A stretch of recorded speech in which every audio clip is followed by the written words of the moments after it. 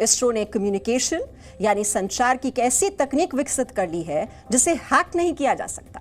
आप इस तकनीक को साइबर हमलों की नई वैक्सीन भी कह सकते हैं, जिसका आज हम सरल भाषा में आपके लिए विश्लेषण करेंगे। अहमदाबाद में इसरो के स्पेस एप्लीकेशन सेंटर में कल इस तकनीक का प्रयोग किया गया, जो आने वाले समय में इंटरनेट की दुनिया बदल देगी और सूचनाओं को एक जगह से दूसरी जगह सुरक्षित भेजना आसान हो जाएगा।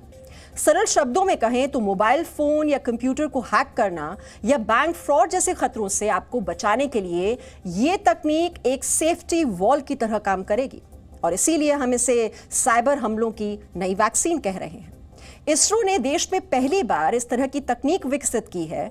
वैज्ञानिकों की भाषा में इसे क्वांटम कम्युनिकेशन सिस्टम कहते हैं, जो पुराने इंटरनेट से कई गुना ज्यादा सुरक्षित है। सबसे पहले आपको यह बताते हैं कि यह तकनीक काम कैसे करती है। असल में मोबाइल फोन और कंप्यूटर जैसे डिवाइसेस को कमांड देने के लिए बाइनरी कोड का इस्तेमाल होता है। यह कोड एक तरह से कंप्यूटर की भाषा है जो सिर्फ एक और शून्य को पहचानता है। जब हम इंटरनेट के माध्यम से कोई वीडियो, ऑडियो या मैसेज भेजते हैं तो वो इसी कोड से डिकोड किए जाते हैं। ये काफी जटिल प्रक्रिया होती है, हालांकि फिर भी हैकर इसे हैक कर लेते हैं, जिससे आपकी जानकारी उनके पास चली जाती है। अगर हैकर चाहे तो सैटेलाइट को दिए कमांड को भी हैक कर उससे नुकसान पहुंचा सकते हैं। इसीलिए दुनिया के कई देश सैटेलाइट की सुरक्षा को लेकर परेशान हैं। हैकिंग से बचने के लिए ही इसरो ने इस तकनीक का सहारा लिया है। ये तकनीक एन्क्रिप्टेड सूचना को साझा करने का सबसे सशक्त तरीका है और ये क्वांटम फिजिक्स के नियमों पर आधारित है।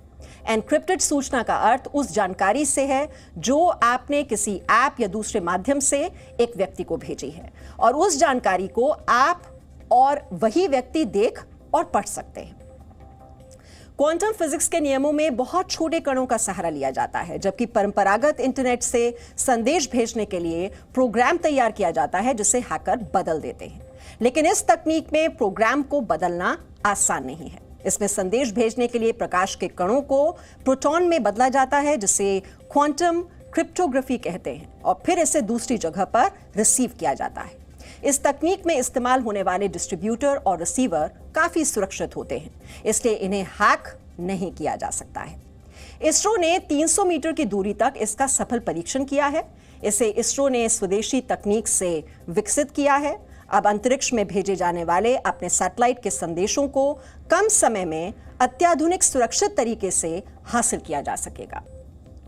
मतलब खबर यह है कि आज आप जब इंटरनेट पर किसी से संवाद करते हैं और उसे मैसेज करते हैं या कोई महत्वपूर्ण जानकारी शेयर करते हैं तो वो पूरी तरह सुरक्षित रहेगी, क्योंकि अभी तक दुनिया में ऐसी तकनीक नहीं बनी है जो क्वांटम क्रिप्टोग्राफी द्वारा भेजे गए संदेश को हैक कर सके। अभी सिर्फ अमेरिका, ब्रिटेन, कनाडा, चाइना और जापान ही प्रारंभिक स्तर पर इस तकनीक का इस्तेमाल कर रहे हैं।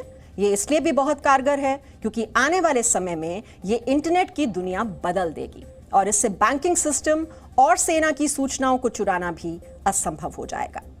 भारतीय वैज्ञानिकों का मानना है कि आने वाले 4 वर्षों में ये तकनीक सबके पास होगी। सबसे ज्यादा इस तकनीक का इस्तेमाल सेना से जुड़ी जानकारी भेजने, बैंकिंग सेवाओं और अंतरिक्ष विज्ञान में किया जाएगा। साथ ही इस तकनीक को चिप के रूप में विकसित करके मोबाइल फोन्स के लिए भी उपलब्ध कराया जाएगा।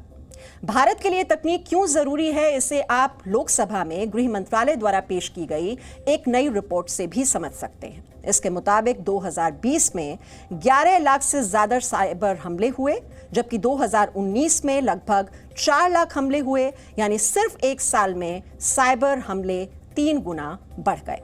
अहम बात यह है कि अब भारत उन 5 देशों में शामिल हो गया है जहां सबसे ज्यादा साइबर अटैक होते हैं। देश में 2015 में 24 करोड़ मोबाइल फोन इस्तेमाल किए जा रहे थे, जबकि 2020 में इनकी संख्या 76 करोड़ हो चुकी थी। यानी सिर्फ 5 सालों में मोबाइल फोन्स इस्तेमाल करने वालों की संख्या 52 करोड़ बढ़ गई। मोबाइल फोन और इंटरनेट का इस्तेमाल बढ़ने से साइबर अटैक भी बढ़े हैं। रिजर्व बैंक ऑफ इंडिया की रिपोर्ट के अनुसार देश में प्रतिदिन 1 करोड़ लोग डिजिटल ट्रांजैक्शन करते हैं। ये ट्रांजैक्शन 5 लाख करोड़ रुपए का है, जबकि अगले 5 वर्षों में ये 15 लाख करोड़ रुपए का हो जाएगा। इन हमलों से 2019 में भारत को 1.25 लाख करोड़ रुपए का नुकसान हुआ।